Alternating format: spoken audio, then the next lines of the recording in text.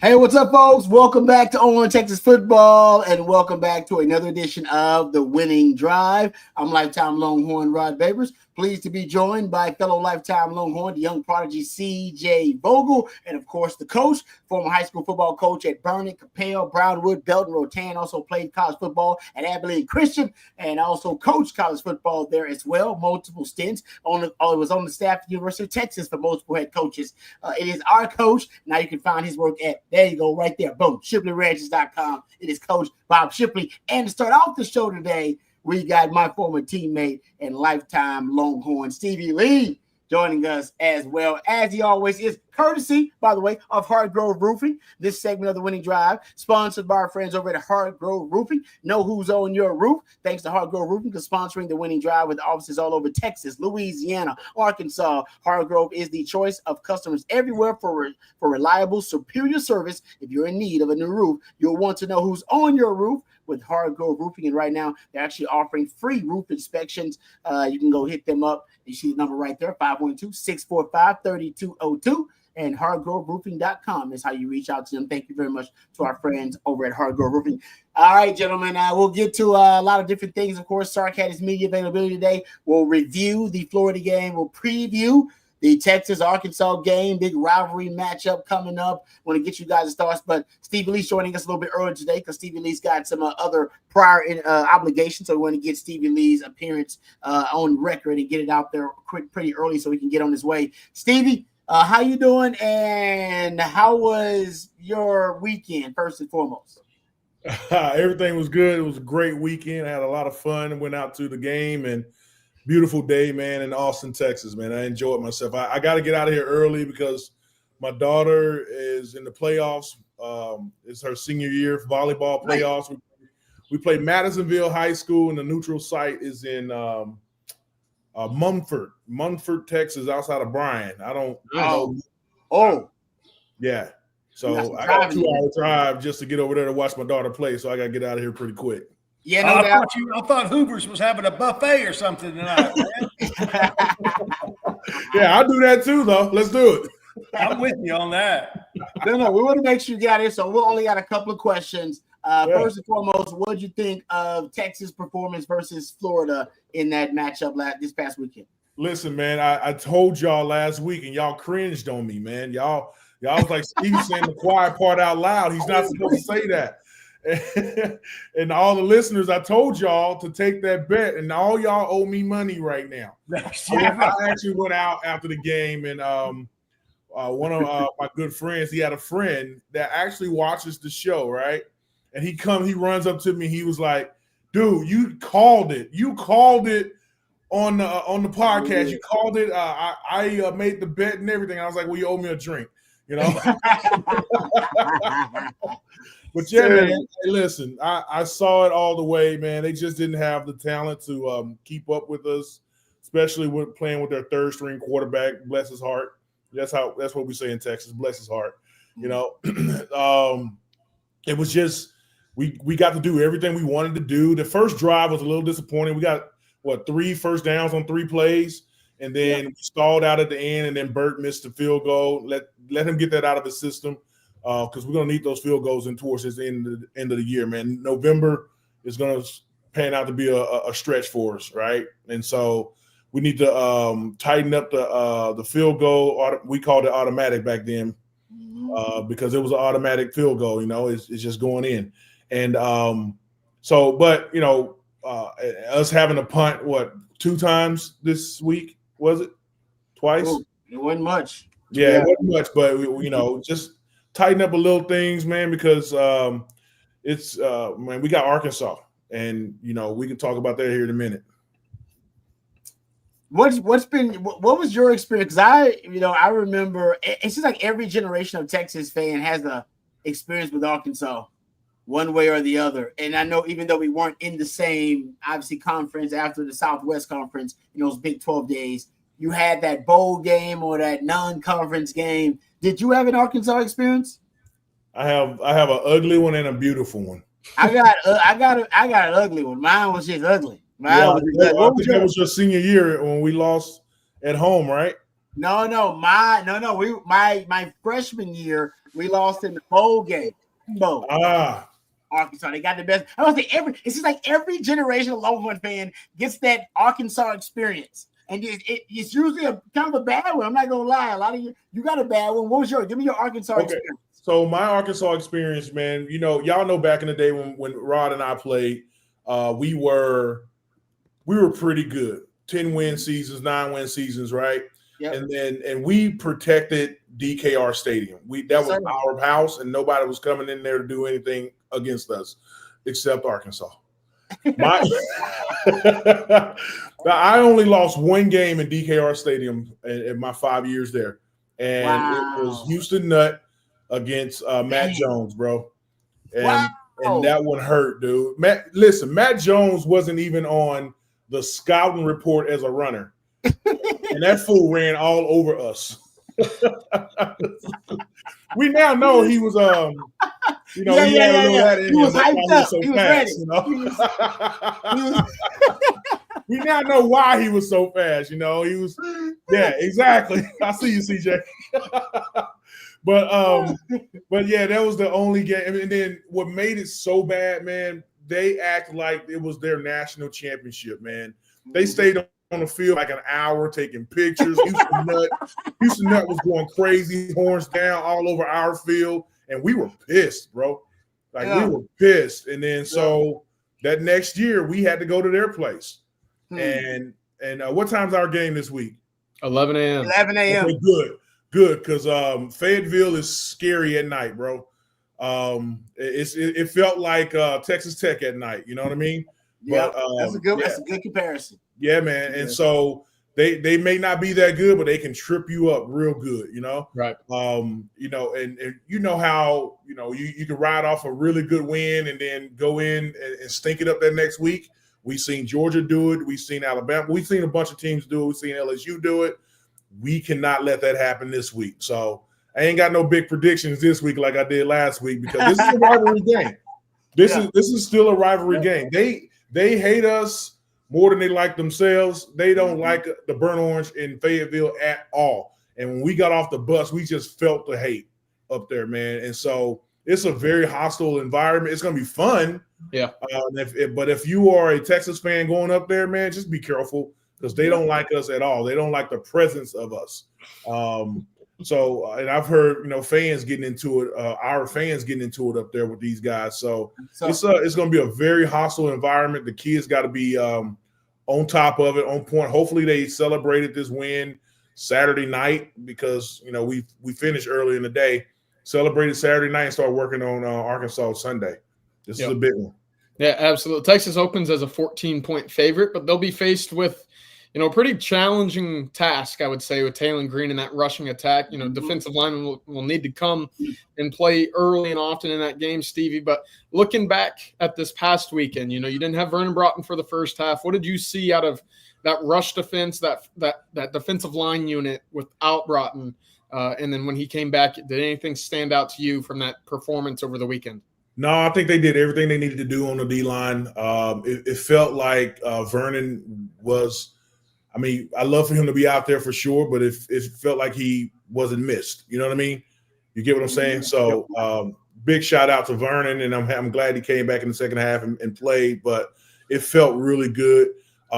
Whenever I was in the stands and everyone was around me, it was like, what are you watching? And because when Florida went empty backfield, I said sack. I just yelled sack before the play started, and that's exactly what we did. Now, I wish we got a sack with just our front four, but we brought one extra guy and got a real good sack, and we just we displayed our dominance, or how dominant we can be if we just come in, focus, and play together. And y'all can see also what happened to Georgia this weekend, man. It was a fun weekend of college football, and us jumping up to number 3. No doubt. Yeah. All right, Stevie, I'll let you go, brother, because I know you got stuff to do. We appreciate your time, of course, joining us, of course, our good friends at Hardgrove Roofing, and be safe on that road, and good luck to our baby girl in the group. I appreciate it, guys, man. Y'all hook them. I'm going to listen to you guys in the car, man. Say some good things behind my back, right? Thanks, Stevie. All right, guys. Bye. And Stevie is brought to you courtesy of our friends over at Hardgrove Roofing. That's hardgroveroofing.com. You can reach out to them. They're actually offering a free roof inspection if you need it. And I think we could all use a free roof inspection. Know who's on your roof at Hardgrove Roofing. They are also the most pro burnt orange roofing company out there with offices all over Louisiana, Arkansas, and of course, the great state of Texas. Hardgrove Roofing will take care of all of your roofing needs. As you just heard, my man Stevie Lee also has a great partnership with Hardgrove Roofing, as well as a lifetime Longhorn, Bert Arbin as well. So we appreciate them being a part of our own Texas football family and sponsoring the winning drive. All right, gentlemen, I got some questions. I know you guys have questions, so throw them out there. We'll try to answer as many questions as we can. Super chats jump to the front of the line. You can interrupt the show at any time. CJ was there at the Monday media availability for Steve Sarkisian, so we'll get CJ's thoughts about what happened there, but also want to get CJ's thoughts about what happened and transpired this past weekend. Coach, I got to ask you though. I've been itching to ask you this question. 4th and 1 from your own 24-yard line. How often have you seen it? How often have you?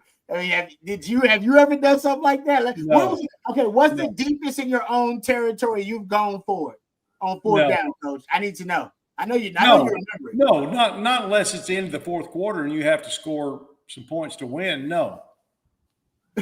No, never like that. No. You just don't do it. Just don't do it.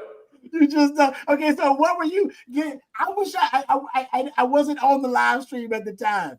All right, so did you drop a couple of F-bombs? What did you think when Sark was going for it on 4th and 1 at his own 24 in the first quarter? I was fired up because I knew Sark came to play. He is not messing around. Neither are the players.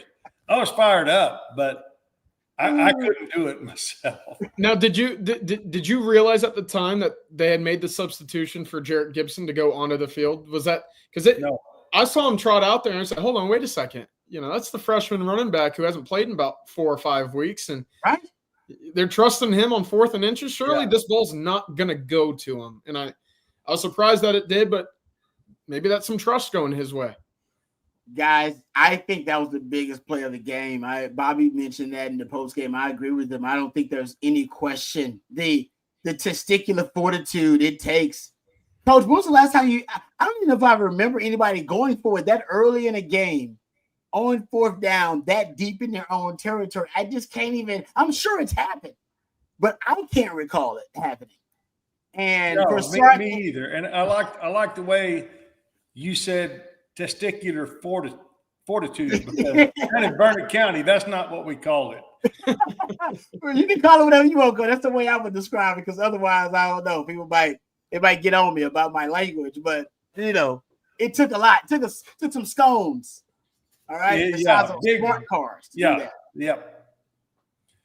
So to me, and first of all, that and like CJ mentioned, you did it with a true freshman who you haven't really used in any critical moment in SEC play, pretty much. And but we all know that Jerry Gibson is probably your best downhill runner, and that was a downhill moment. And Sark decided, hey, we got to have it. I'm going with the freshman, and I'm going to let him hang.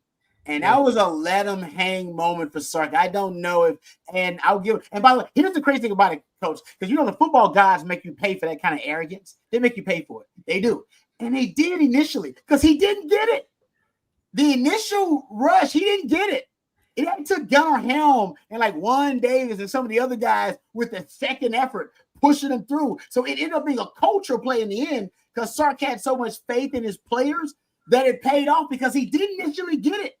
But then the players decided, hell no, Coach had this kind of faith in us. We gonna get it. And then they got it. And then right after that, he dials up the play that he had in his bag, Coach, that 44-yard in and around with the multiple fakes and all the multiple indicators of misdirection. He had that one dialed up, and he had it ready right when he got that 4th down conversion. So to me, he almost felt like he was in a premeditated fashion.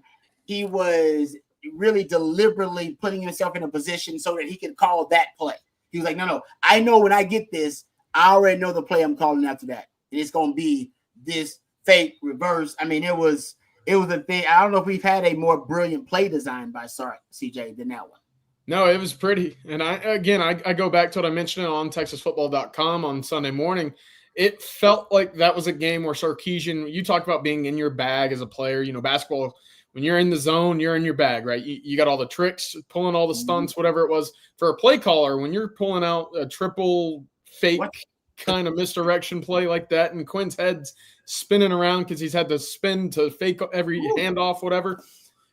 Sarkisian was in his bag. And I thought beyond that, it was, you know, kind of the 2 or 3 drives right after that. You know, you go down the field, you score. Matthew Golden was wide open on a kind of a fake the screen pump and go, yeah, up the sideline. Gunnar Helm wide open over the middle on a RPO where Quinn just kind of made the right read immediately. And then again, it wasn't play calling to me, and Jerry's put it very well over the last 48 hours or so. He didn't run into a wall of stubbornness, right? You know, the run game wasn't existent in the first half, right? You know, you went into the intermission with 7 attempts for about 12 yards. That's okay, because you had Quinn Ewers back there and that wide receivers and tight ends just going for 300 yards through the air. And that's exactly what you like. You like what Sarkisian was doing through the air because it was working. Stick with the hot hand, and it certainly paid off. And Rod, we've talked about it. When Texas goes on those instant scoring drives, yeah, and they just score, you know, just so quickly, lightning quick.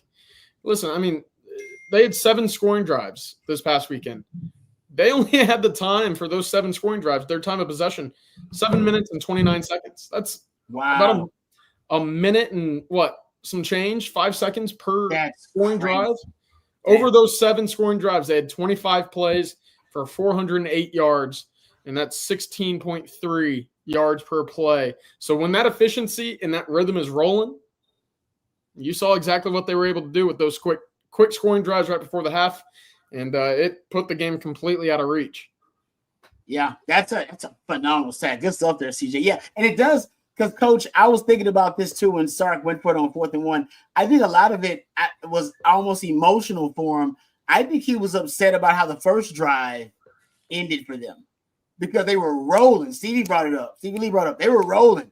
And then you get 2 negative plays, and then you miss the field goal to end that drive. And you're thinking, I dialed up the perfect plays, and we are 1 missed assignment, or, you know what I mean? We're just inches away from this being a perfect drive.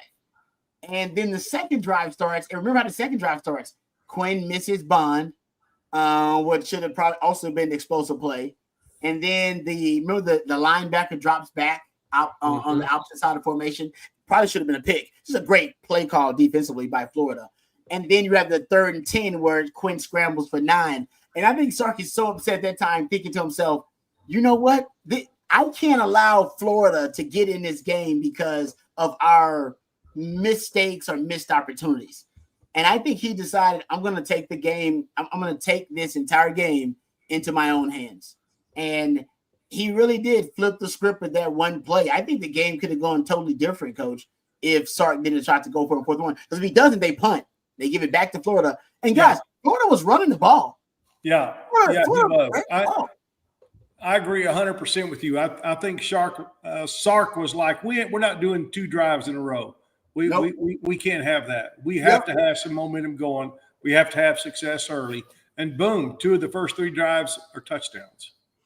Yeah, I think a little bit of that might have been, you know, when poker players tilt a little bit, you know, and they kind of get frustrated after a bad beat, and you're sitting there and you're like, all right, well, they're going to go all in, or they're going to be ultra aggressive that next, you know, hand. I think that first drive a little bit was Sarkisian saying that should have gone much better than it did. And I know that my opening drives have been under scrutiny. You know, the folks have kind of picked on them a little bit. I've certainly picked on them, right? I think now they're 6 of 24 in the last 2 years scoring on the opening drive. Wow. So I think that's him in that second possession saying, we're going all in here. And that was that 4th and 1 call where obviously it paid off. And sometimes you got to gamble as the head coach. And it certainly, you know, kind of created an avalanche of what otherwise was a really impressive performance by the Texas offense in that first half. Totally agree. I've often criticized coaches' feel of the game. Like, you got to have the feel of the game. You got to know when the momentum is switching. You got to know your team and know what kind of state of mind they're in. And the opposing coach play the hand or play the man, not the hand, depending on the situation. that was a great time where I think only Sark was in tune with what was going on. He knew. He said, just like you said, Coach, we've been trying to figure out how Texas regains its mojo. It ain't by starting off the next game after a bye week with two drives with no points, right? That's not the way to do it. And I think that's what the course Sark feels like. No, this is going to affect the confidence of my offense. If we get it here, then we're going to roll, which they did. And if we don't get it, well, you know what? It's going to end up being, like we basically giving them points. And you've basically given your offense, in my opinion, kind of you've given them a deficit to start from as a coach. But he did. He believed in his players. He believed in their execution. That was a hell of a call, guys. That may look back on the season as that kind of being a turning point in the second part of the season for Texas. Yeah, I kind of debated that too. And we were at the press conference today, and shout out to Brian Davis of the Statesman. He actually tweeted today. He goes, 3rd and 17 for LSU in 2019 was kind of that moment where you could say, oh, that's going to be a special team. Something about that team clicked because of that conversion. Because I think folks look at that season and that game, and they kind of forget Sam Ehlinger had about 400 passing yards, and that Texas offense was not going to stop itself unless it was a little dump off pass to a running back wide open. Point being, that kind of mentality and that kind of turn in that game, who knows what happens? I don't think Florida beats Texas Saturday if they don't convert 4th and 1, but you certainly don't go into halftime up 35-0, and you certainly don't have the quick, easy performance of letting basically all your starters and even some of your two deep, kind of sit back, rest, and go into these next 3 games at full health, because Cam Williams was the only one that really got banged up. Yeah. But you didn't need him to stress that injury any further because of the score and because of the situation in which he came back to. So that's important. All 3 of Texas's next 3 and final 3 opponents were off this weekend. So for Texas to have a carefree, stress-free, one of those games where it didn't take, 75 high intensity plays on each side of the ball to get through it. Very important. No, it's important because we've talked about even the Mississippi State game, even the Vanderbilt game, how close 3 or 4 plays away those games were from Texas separating and kind of blowing those teams out. It's like, no, it actually ended up being a little closer than it needs to be because Texas missed out on some opportunities, right? The John Tate Cook drop pass, stuff like that. And in this game, I think Sark was potentially thinking about that and saying to himself, no, there are a couple of plays that are keeping us from essentially blowing teams out. I'm not going to allow this game to get that close. We're going to take it into our own hands. And it's, like I said, the gutsiest call that we've seen from Sark Price since he's been on the 40 acres. Probably the second is probably that 4th and 2 against Georgia. Was it 4th and 2? No, and he does the ending around with Ryan Wingo. Like, whoa, ending around with Wingo against Kirby Smart.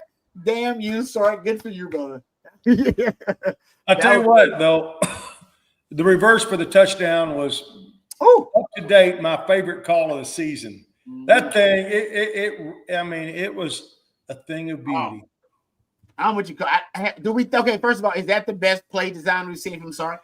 Oh, I think it is. I don't know if we've seen a better one. Yeah, for me, it was conservative in that everybody was blocked. You weren't making yourself vulnerable. But man, if your eyes are in the backfield, your head was spinning. My head was spinning. I was watching on TV. No, because I'm with you. I don't know how your head could not have been spinning. I think Quinn spun around 2 or 3 times. As a matter of fact, that was a fake. The initial fake for Quinn. Quinn had 2 fakes before giving the actual handoff to Bond. He faked initially to Ryan Niblett. The beauty of the Ryan Niblett thing was Ryan Niblett has motion across the formation and then does orbit motion after he crosses the formation and then ends up being the play action fake guy for Quinn, the first one, but then ends up being a lead blocker. He's got like 3-4 rows on one play, ends up being a lead blocker. And then Gunnar Helm pulls initially, but then reverse pivots, and then he ends up being a lead blocker. They pull the right guard, and he ends up blocking the backside to make sure the backside is secure. And then they 1 Mississippi, 2 Mississippi, and take 4 of the 5 offensive linemen to the second level to be the convoy when Bun does get it. And then remember, there's also, like you said, the play action fakes by Quinn. He initially fakes it to Niblett, then fakes it to Weisner, and then gives it to Bun. Guys, there's so much going on in that play. I probably missed something. There's like 5, 6 different things you got to keep up with on that one play. And I honestly, it's a wicked design. I don't know how you are not discombobulated as a defense by that call. It's crazy. If one person doesn't execute, guys, it could all go to hell. Right? No, because it's a play that takes a long time to develop. And to your point, I mean, an offensive lineman doesn't get their guy up front. You're looking at a 7-yard sack, or a 7-yard loss. So, again, credit to them because it worked and it set the tone for what was to come the next, 20 minutes of game time. Yeah, that was a wicked play designed by Sark there. All right, let's watch the rest of the season and see if we don't have one of those fakes and a guy rolling up the backside wheel up the backside boundary where Sark can turn around and throw it. I mean, where Quinn can turn around and throw it back to the first guy he faked to that's wheeling up the sideline. I mean, there's a lot of stuff you can do about that. Yeah, because Niblett can just keep going. Niblett just keep going. Niblett can just go.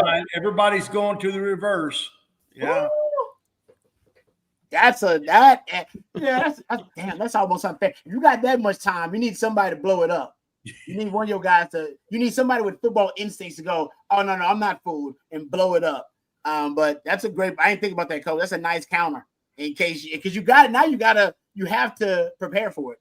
It's on film now. Well, it also takes the aggression away from the defense because they're not sure which side or which way to rush from because they're watching all this. And they're like going, well, I don't want to commit to this. Oh, wait, there's that. I hate to commit to this. And next thing you know, Niblett's up the sideline 20 yards and nobody anywhere around him. Yep. Or Bonds running downhill on you at full speed with 22 miles per hour. It is. No, I'm going to he did not waste the bye week. It is clear. He did not waste the bye week. And I do want to point out, he did. When Sark wanted to dial up an explosive play to get his team back its mojo, he did use the pony package, guys.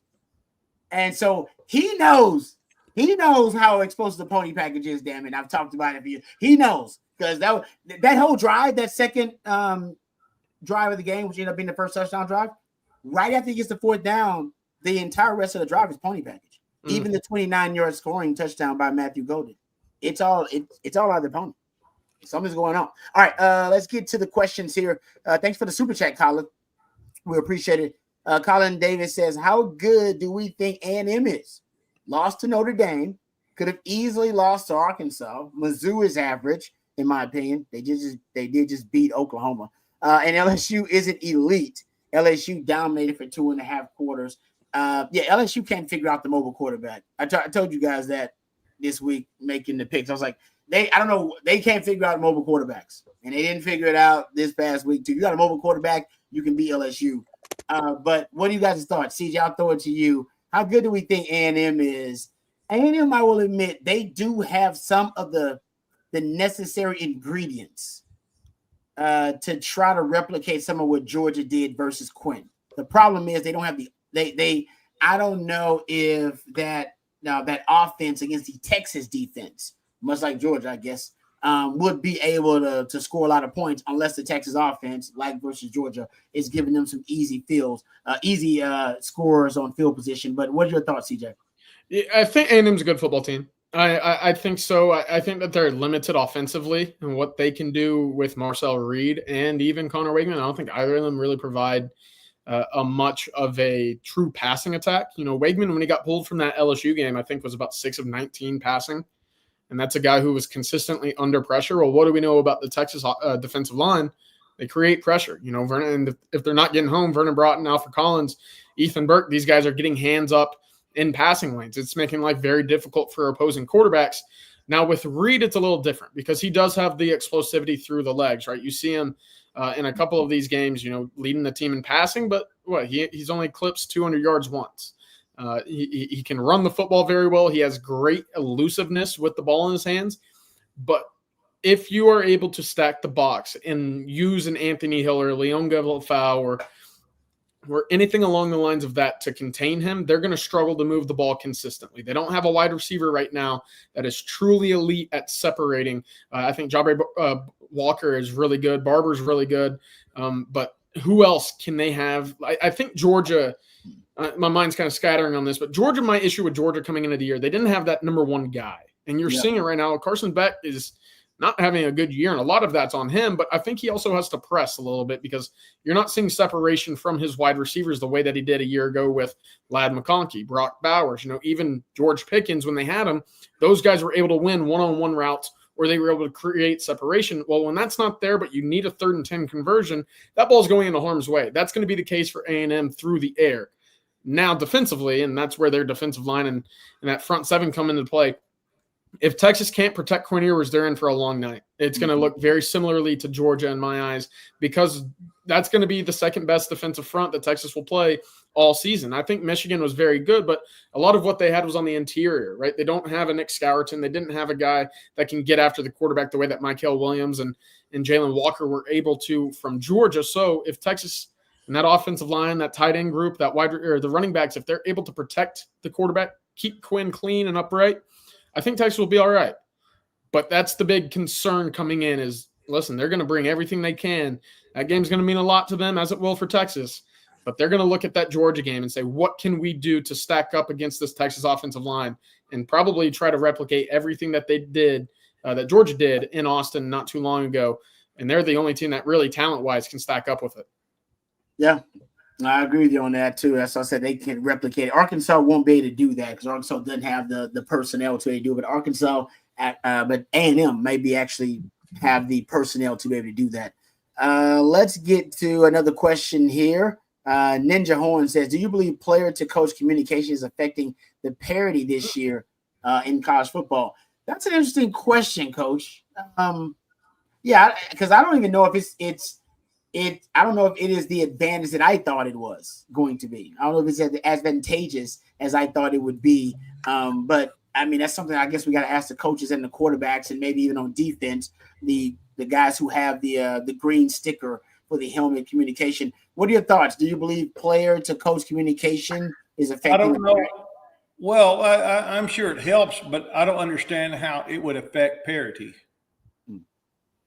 I don't understand. If you're getting the signals from the sideline or you're getting it from your a headset inside your helmet, what's the difference? I don't understand how that would affect parity. I don't think it does. Maybe I don't understand the question.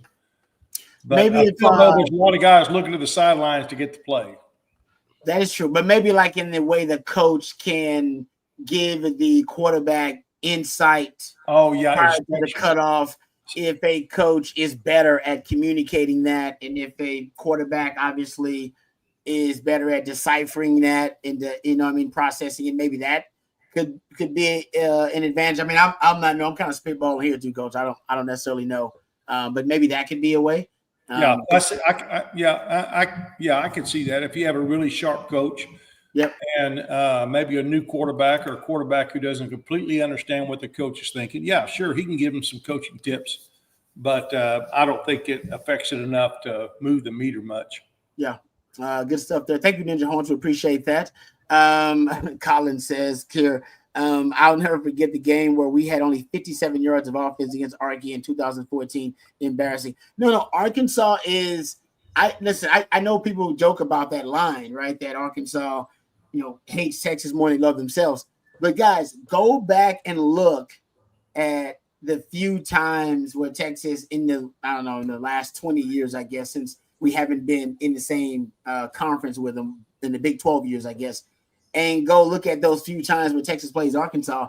And it seems like every generation learns that lesson. Right? And that emotional charge, Coach, right, of that game. Yeah, that was my son Jackson's senior year. Jackson's senior year was a borderline erotic game in Houston. And it was horrible. If you go back and watch that game, you want to puke. Not only could we not get any decent plays called, I'm not naming who the offensive coordinator was, we couldn't even get a call in time.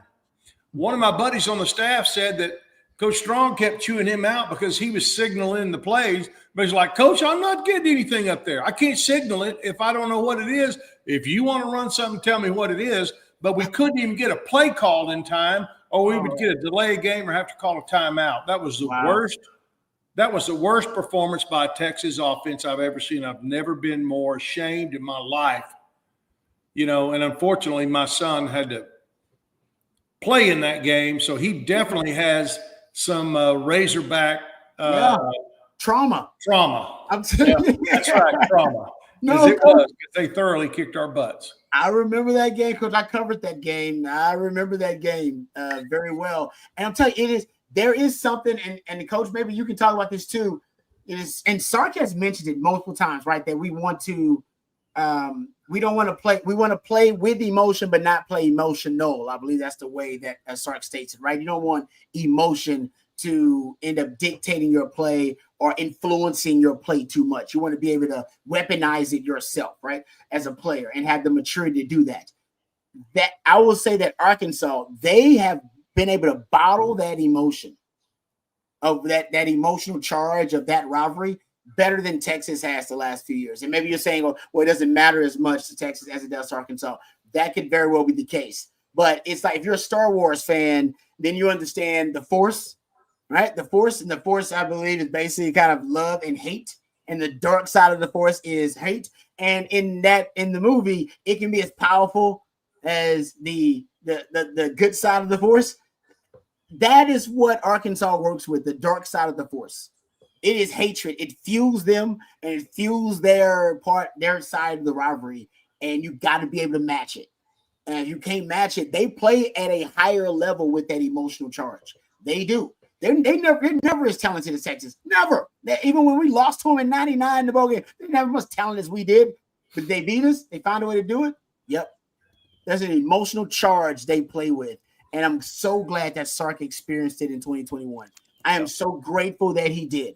Because that's why I'm confident that Texas won't lose to Arkansas when they go there. Because he knows the emotional charge. And there are like 11 guys, CJ, on the team right now that understand that emotional charge. Well, we had an Arkansas Razorback fan in the chat here. Yeah, it's a Super Bowl. We're aware now. We know. We know that. Yeah. And Coach Sark didn't know that in 21. He knows now. He knows now. And those of us that have been around the block for time or two know if you go into Arkansas and you win, bud, you count your lucky stars because it is a tough place for Texas to play because the hatred there is unbelievable.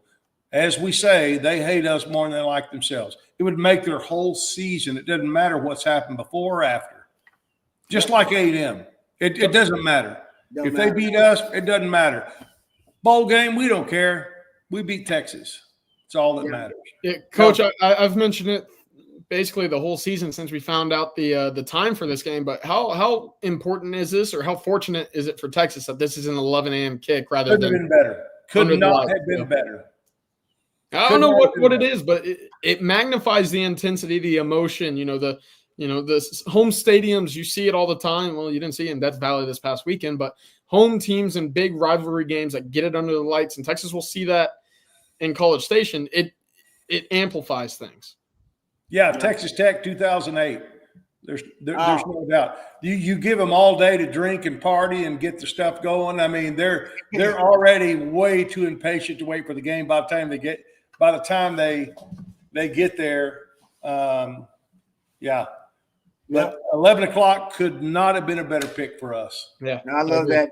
Pigpen says the 11 a.m. kickoff really hurts us. Not gonna lie, this should be at 6:30 p.m. Yeah, because I think they know that the emotional charge, that's their biggest advantage, is that they play at an emotionally higher level than Texas in this game, at least in the last few. Now there's a rivalry in conference. Hopefully now Texas can match that energy.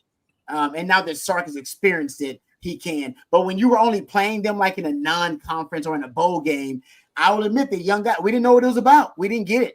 But they're indoctrinated there. They know there about the hatred for Texas. Texas, they don't teach you about that because your hatred is for Oklahoma. And your hatred after that is for Texas A&M. Nobody teaches you about the hatred for when Mac recruited me, Mac said, we got to beat Oklahoma, we got to beat A&M. He didn't say a damn thing about Arkansas. Never mentioned. I'm not joking. He would mention Oklahoma and Arkansas when he's recruiting guys. That was part of the sales pitch. He never mentioned Arkansas. And that's why they always catch you by surprise. Not anymore, Pigpen. Not anymore. Let's hope. No.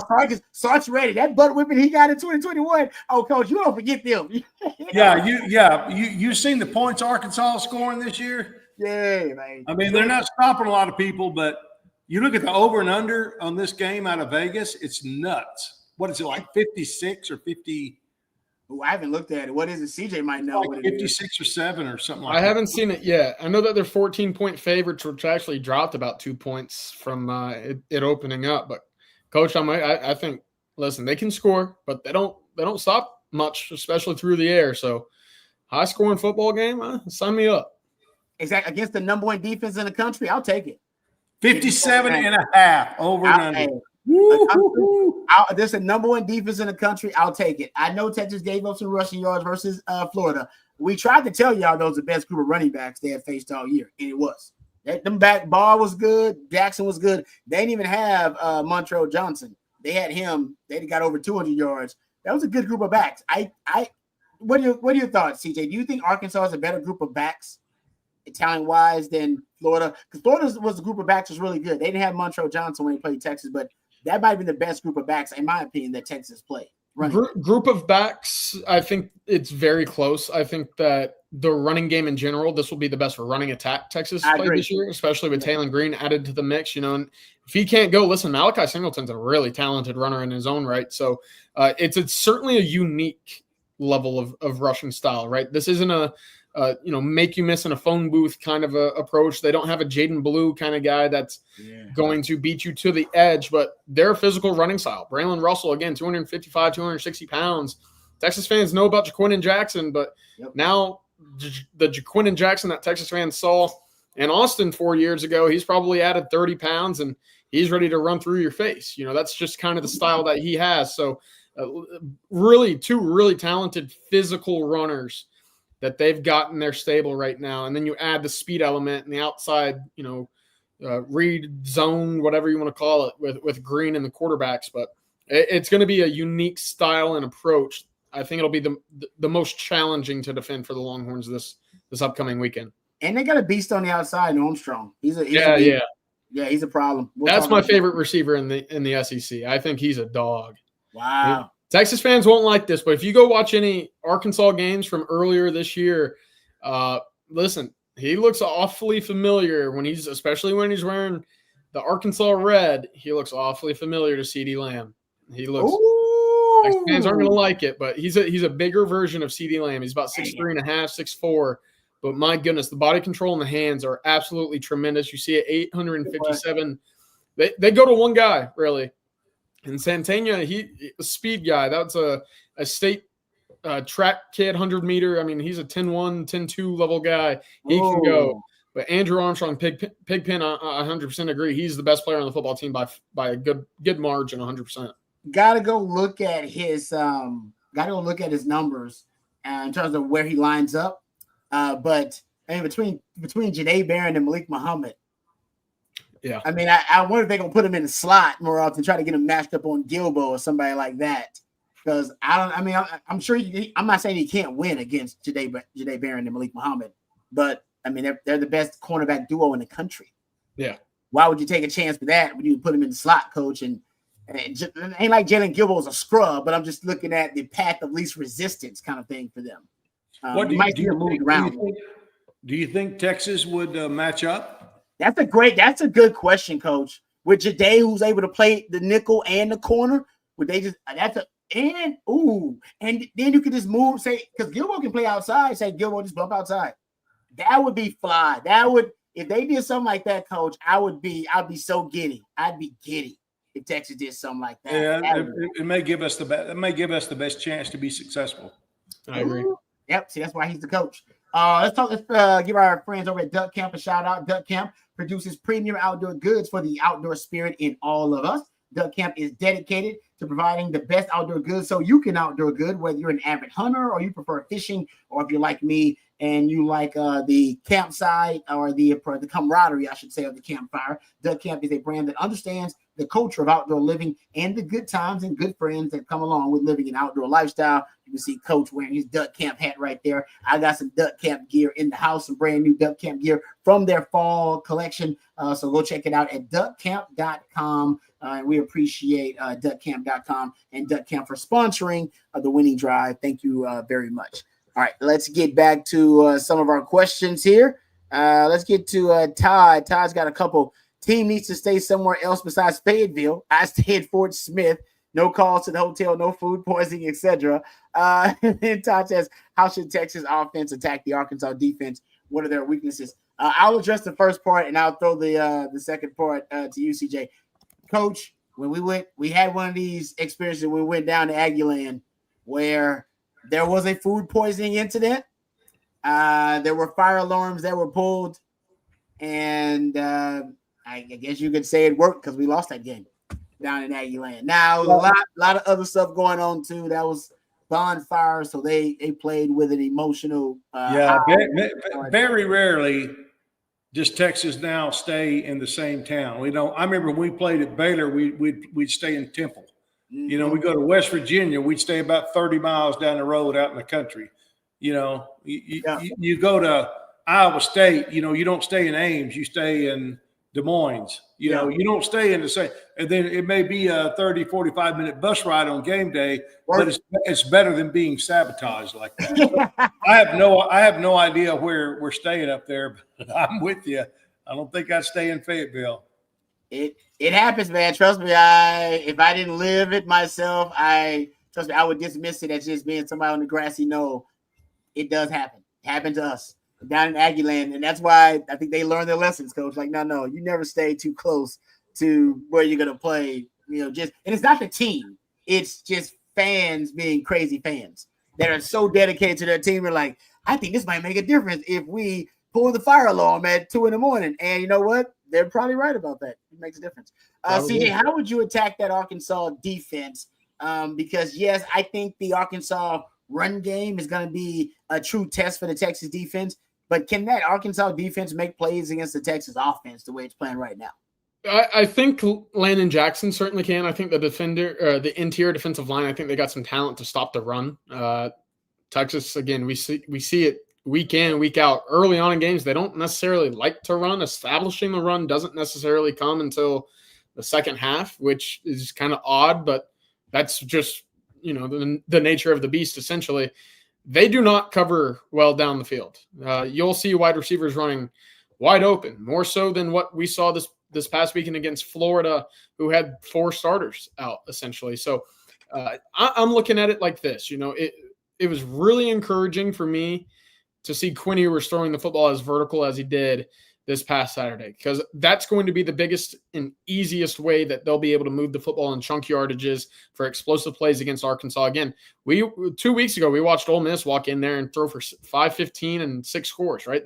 It looked easy. And a lot of those, it wasn't like it was just because, you know, it was a 7-yard drive. They're throwing on 6 of those downs and they're picking up 70 yards. No, I'm saying there's completions of 62, 63, 64. I mean, they had a 77-yard touchdown in there. It was big explosive plays, wide open, busted coverages, guys not necessarily even close to make a play in for tackles after the reception. So that was a great sign to have the confidence on Ewers' side and in his mind right now to go into Arkansas on the road and maintain that level of play down the field is going to be very important. I think they'll certainly have the ability to do so against Arkansas this weekend. Yeah, I'll give you credit too, CJ. You brought up the missed tackles by Florida in that game, and that we saw that also come to fruition. They just couldn't tackle Texas on the edge. How about this one from Wild Bill? He says, enjoy the job Coach Shipley does on the Abilene Christian TV broadcast. Should I root for Tennessee or Georgia? Coach, I didn't know you were doing those broadcasts. Wildcats. Yeah, I did the home color with a buddy of mine, Grant Boone, who is a Golf Channel star, but he lives in Abilene, teaches at ACU, and works in the department. He's kind of the voice of the Wildcats, and nice. I get to do the home color game. So now sometimes it's a little crazy because they play 2:00 and we play 6:30, and I got to sprint home after the post game. But I enjoy doing that. Yeah, thanks. I played at Abilene Christian, coached there several years, and my son-in-law is actually the head tennis coach at Abilene Christian, and so I root for them Wildcats. I like it, Coach. Tennessee or Georgia? Who do you root for?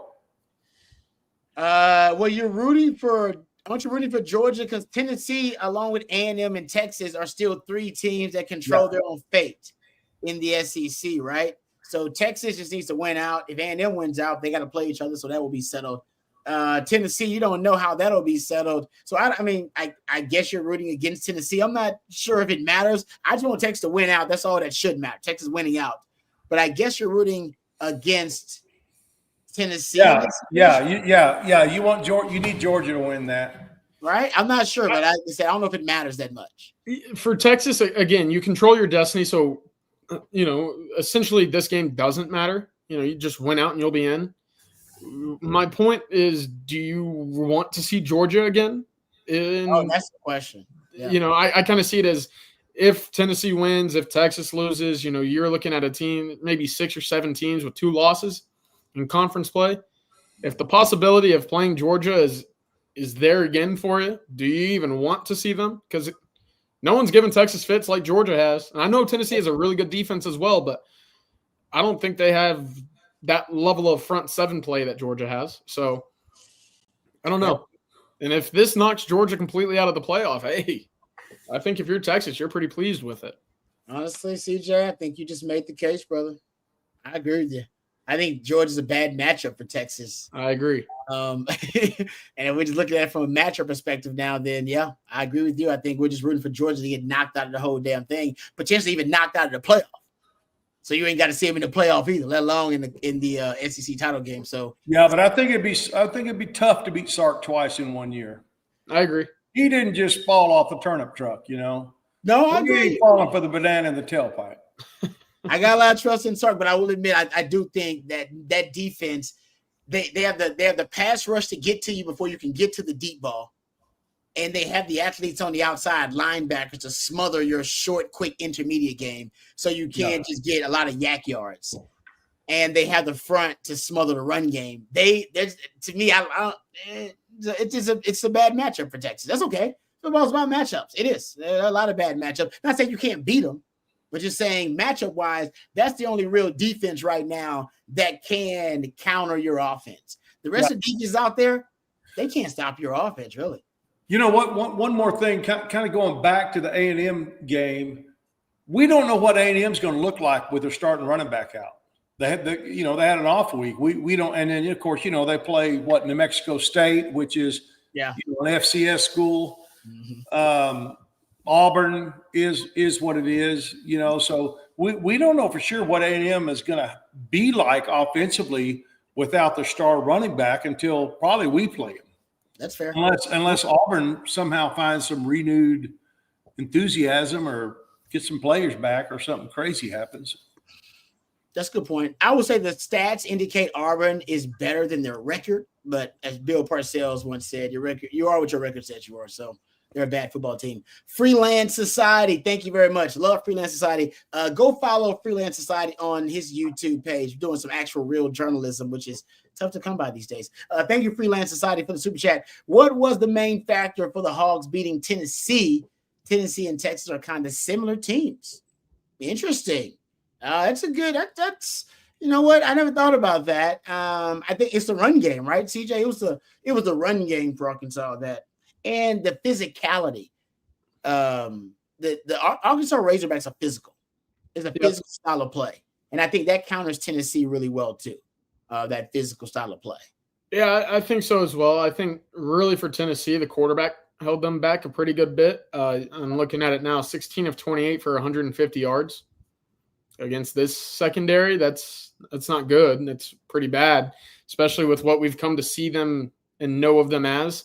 Texas will have the quarterback advantage in this game, and of course, if they're able to keep him upright, we know what Quinn can do when it comes to a clean pocket and having wide receivers running down the field. Here, you see 158 yards. It looks like 33.4 QBR. Not good. Again, we know Arkansas secondary will allow yards. We saw Ole Miss throw for 500. We would just watch LSU walk in there and score 48 at night, right? So most recently, teams have been able to do that. Now, I thought Arkansas actually played a pretty solid game in terms of kind of controlling their style of play here. You see Braylon Russell, 8 for 62. He was kind of the big play guy out of that running back backfield, only 2.9 for Jaquan Jackson. But really interesting that they went with 2 quarterbacks as well. I know Taylor Green kind of got dinged up a little bit towards the end, but you see his ability there to run the football as well. Yeah, because it seems like running game didn't do as much as I thought against Tennessee. Obviously, the passing game with Taylor Green, 266 yards passing, probably made the difference there. Thank you, Freelance Society, for the super chat. Really appreciate it there. And I do remember those edges for Arkansas had a hell of a day against Tennessee. I do remember that, kind of vaguely watching the game there. All right, thank you guys there for that the super chat. We appreciate it. Let's thank our friends over at South Point Dodge before we move on here in our Winning Drive live stream. Get to the point with our friends over at South Point Dodge. If you're looking for a new car, used car, any kind of car, truck as well, you need to hit up our friends over at South Point Dodge with over 600 vehicles in stock right now, including a great selection of Ram 1500s, 2500s, and 3500s. Whatever your truck needs, South Point Dodge is the one-stop shop. And right now, they have a great deal happening with over 50 Ram 2500s, all marked down with huge savings over at South Point Dodge. So go check them out in person off of I-35 in South Austin, or you can go online to look at their fantastic inventory at southpointdodge.com. Whatever your truck needs, South Point Dodge is the one-stop shop. It is Austin's automotive everything. That is southpointdodge.com. We really appreciate them for sponsoring the Winning Drive and being part of the On Texas football family. All right, getting back to the questions here. AJJ says, how about that fake jet sweep, fake delayed handoff in and around? Yeah, I don't know. Sark, somebody needs to ask Sark what he calls it. Because it was basically, it was 2 reverse. I call it reverse and an in and around. They're the same thing, but I'm trying to distinguish one from the other. So you had a reverse and in and around. You had 2 play fakes by Quinn, and you had a pulling guard, a reverse pivot from Gunnar Helm. There was a lot going on in that play. I agree. It's one of the best plays, probably the best play design we've seen from Sark in that one. The Hastronaut Universe said, did anyone see Sark yelling in his card after the first drive stalled? Bobby is right. Sark was fired up. I remember that. I saw that. And good for him. Good for Sark. Okay, this is why it's a good lesson for Sark, guys.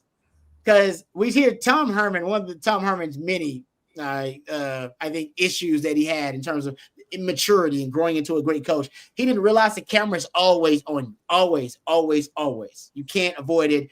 That momentary lapse in judgment, we were like, nobody saw it. No, everybody saw it, and it's posted and it's viral. And even Sark had a couple of moments like that. Remember the bowl game? He's going off. He's upset. And I actually heard the backstory on that, and I don't blame Sark for being upset. But anyway, getting back to it. I think there was a breakdown on an offensive position, and he was giving that position coach the business. The business, yeah. Yeah. What did you see? Did you see who else would he be talking to on his headset? Quarterback. They called a timeout. It was a 3rd and 10, if I'm not mistaken, right? And then they ended up calling a timeout. Yep. And then I believe it was I think that was, if I'm not mistaken, that's when it was. But yeah, I think he was upset because the execution. You're right, Coach. It could have been that. I mean, I don't know who he was, but I remember him. Oh boy, he was upset. Somebody was getting it. Yeah, I'm glad that he covered his mouth, though. He covered his mouth because he knows, like, you're the coach at the University of Texas. If you don't think there's a website somewhere trying to decipher exactly what you said and trying to read your lips, you're crazy. Of course they are. This is what we do, Sark. We sit around all day and talk Texas football. So Rod B would already have the transcript right now. I think he said, mofo, you know what I mean? Like, that's what, so he's like, I don't even deal with that. Yeah, that picture doesn't do it justice because his head was bobbing up and down. I'm glad my coach. Here it is. I think we got it live here. Is it? Let's say it. Yeah, he's about to tear his game. About to tear his game sheet apart. Play calling sheet. I love it. You put 2 hands on it too. And I said that's growth though. He knows the cameras are always on me. I can't avoid it. I need to go off right now. Damn it, I'm gonna do it, but I'm gonna at least put the play sheet up. They won't be able to see my mouth or lip read, Sark's words all over the internet. So good for Sark. Well done, brother. Appreciate you on that. Yeah. All right, let's get to something else I also noticed in the game. Did you guys notice all the celebrations? I feel like we had more celebrations than normal in the Florida game. Was that like Quinn and the lineman? Was that like a Fred Flintstone? It was like a Fred Flintstone type. It was like a TikTok. What was that, CJ? You're young. You know that. I haven't put my finger on it just yet. I haven't done my whole research into it, Coach. I'm still trying to learn all the other dances that Quinn's got. Hey, I did see a great celebration in the NFL on the break dancer from Sweden or wherever she was from. Did you see that? I like that one. I like the one, Coach, where the player just kind of dives onto their head and goes straight up with their feet. Yeah.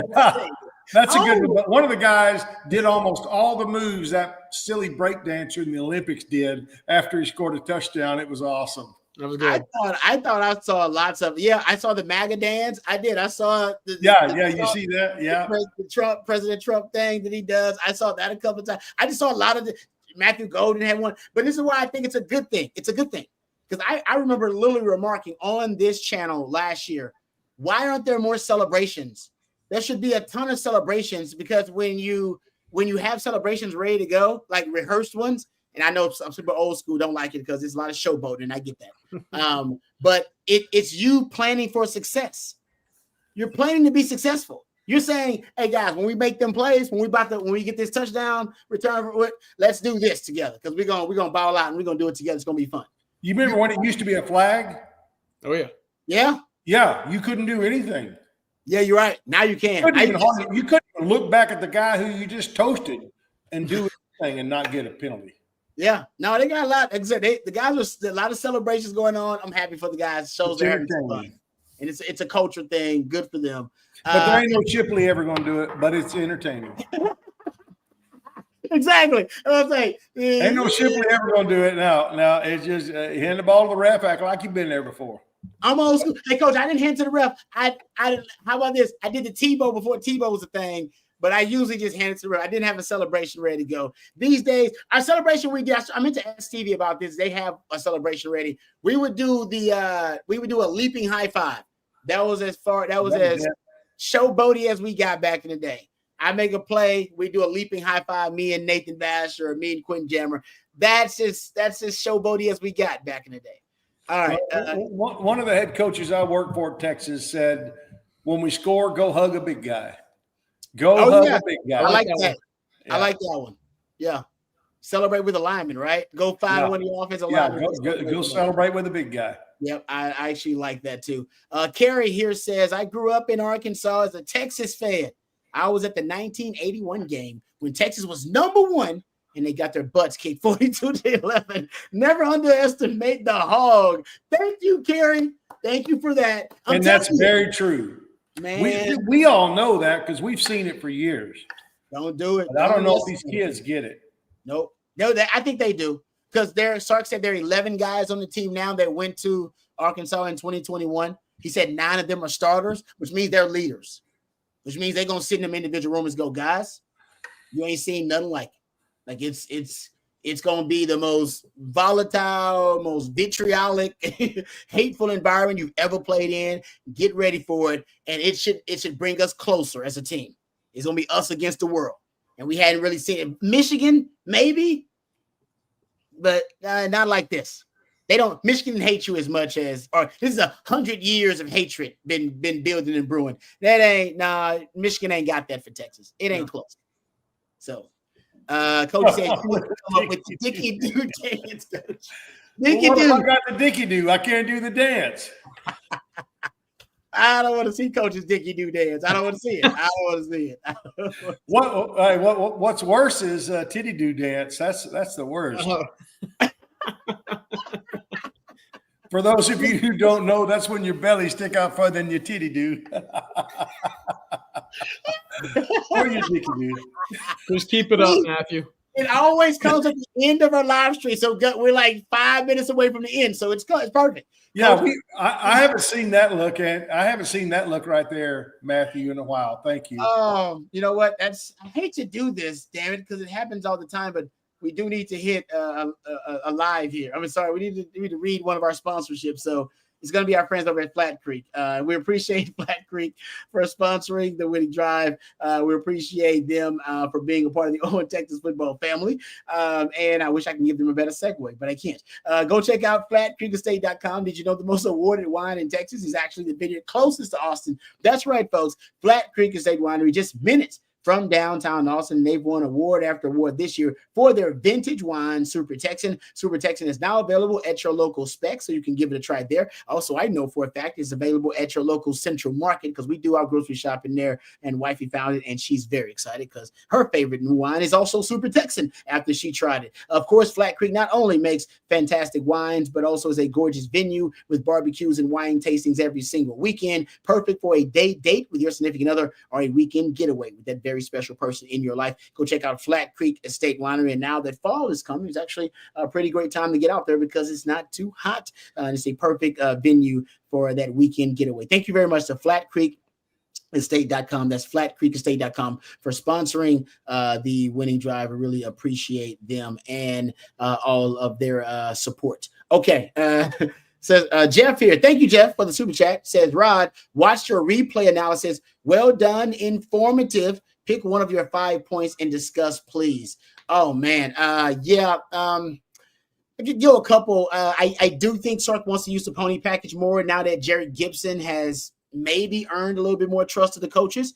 Maybe you will expand the pony package. This was definitely the best display of the pony package, and I think it was Sark deliberately trying to get the offense back its mojo by using the pony package. Came on the second drive of the game, right after a 4th and 1. All right, the biggest decision, I think, or gutsiest decision Sark made, definitely that game, probably of his tenure here at Texas. And then right after that, he goes to the pony package. That's not a coincidence. That man is too methodical, or he's too meticulous, right, in his preparation. He went to that pony package, and that was your 44-yard bund run. That was your 29-yard golden touchdown pass on that play, that stalk block and go. He did it because he knows, like I've been telling you guys, it's your most explosive, most efficient, most effective personnel grouping, no matter who the running backs are in there. And he went to it right after that. That was, I think, a deliberate plan to help Texas get its mojo back by using that. And I think you may see it more with another element of Jerry Gibson adding a downhill running element to it. And something else I've been trying to keep up with, and I always talk about motion and pre-snap motion. The pre-snap motion rate in that game early on in the first half was upwards of 75%. It was damn near on every play. Sark was using a lot of pre-snap motion. That's an indicator that Sark, as CJ mentioned, is in his bag. The more pre-snap motion, it's almost a vital sign. The more creative usually the offense is. And I think that example of that, that reverse ending around by Isaiah Bum was a big example of it, or probably a glaring example of it.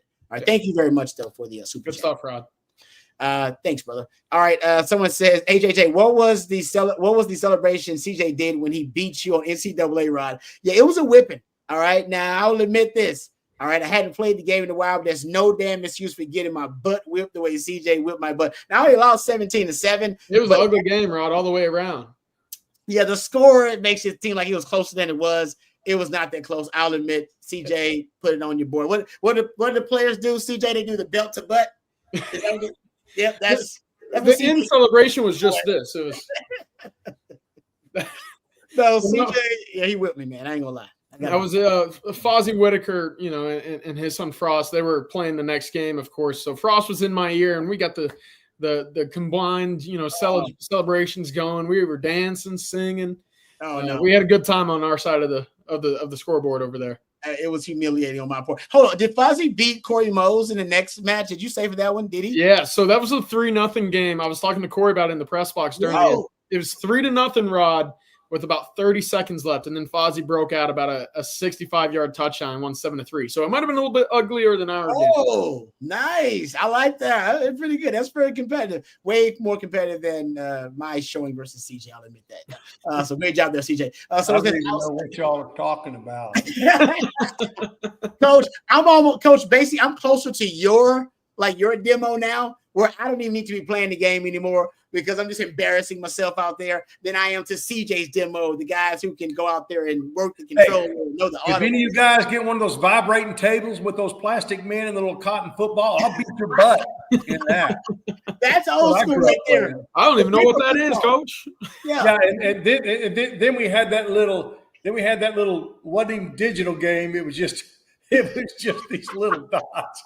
I don't even know how we could play football with that thing. But I remember those. That's how I am. I'm closer to you, Coach, and I am. See, you probably have no idea what you're talking about. You remember Mac Brown used to have one of those vibrating football games in his office. You remember that, Ron? Yeah. One of them was Texas. I don't know who the other one was, but you had a little cotton football or something. Football, you lint or something. You stuff it up in the guy's arm and you plug it in and it starts. The table starts vibrating and guys just happen to run into you, and if they touch you, it's a tackle. Thank God we have now video games and better technology than we had back in the day. That's why it was better just go outside and play football. I'm going outside and I'm gonna play because this ain't fun. I ain't really. The only thing they've improved from that is the vibrator, not the football game. Okay. See, that's it. I think we. You know what? I can't believe I didn't get Matthew to give me. We're taking 3 more questions, and that's it. We're gonna end it right there because that's right there, Coach. Yeah, thank you, Matthew. He got 2. Josh wants to know, outside of Quinn Ewers, who is the offensive key against the Piggies? Who do you take outside of Quinn? Who's the most important offensive player, Coach, in your opinion, outside of Quinn versus Arkansas? Gunnar Helm. Man, I'm telling you. Hey, how about this? Somebody said on the last live stream, and I wish I could have given credit because I forget who said it. They said the Gunnar Helm nickname should be Nightmare on Helm Street. I like that. I love it. I love it. That's a great one. But I agree with you, Coach. Man, he's got more explosive receptions than any other pass catcher on the team. He's got 12 catches of 20 yards or more. Man, Gunnar Helm, he did. When he's on, we're on, man. When he's on, you're on. Good point there, Coach. AJJ here says, hey, CJ, with the season that Trey Moore is having, could you see him coming back next year, or is he out of eligibility? Yeah, he's a redshirt junior right now, so he does have, an eligible year of return. I think it probably would be beneficial for him to come back. He's turned it on the last 2 games, but that's not necessarily what was expected coming into the year, right? And 22 sacks over the last 2 years coming in. He's not a guy that's going to wow scouts, I think, with his measurables. So production's going to have to be key for him. Returning wouldn't be the worst thing in my eyes for him. I see him turning in a request to be evaluated. I agree. No, I agree. But will that return draftable grades back? Right. I think is I'm saying it would probably help his draft position in that first contract if he did return. Okay. Unless these next 6 games, 7 games, whatever, he just lights the world on fire. Could certainly happen. Last one of the day, and thank you guys for your participation. Jason, he says maybe Arkansas will be inspired. Maybe Texas will sleepwalk. I'm a Hog fan, but I'm also a realist. Talent is not everything, but it's enough to win at Vandy. I don't know how.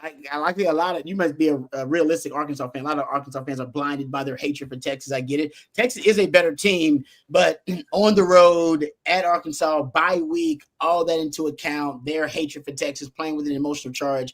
And like I said, I've learned my lesson. I'm mature enough to know that you can't be cocky and arrogant going into a rivalry game. Right. Hell no. I wouldn't dare do it. We've all had this game circled on our schedule. Yep. No question. It's a trap game for sure. Yep. And Sark remembers what happened last time he went down to Arkansas. And like I said, I am now more grateful for that experience than ever before. Because now I'm sure that Sark's going to be like, no, guys, there's going to be an urgency when Texas playing. Not only because everything at stake, because they know the volatile, kind of hostile environment they're playing in. All right. Thank you guys for all the questions, your super chats, your participation. Really appreciate you guys. As always, best part of our day hanging out here with you guys here on Texas Football. Thanks to all of our sponsors. Thank you to SouthPointDodge.com. Thank you to DuckCamp.com. Thank you to FlatCreekEstate.com as well. Hardgrove Roofing.com. And thank you to Stevie Lee for joining us early on in the program. Thank you to Matthew behind the scenes. He's the real MVP, folks. None of this would happen without him.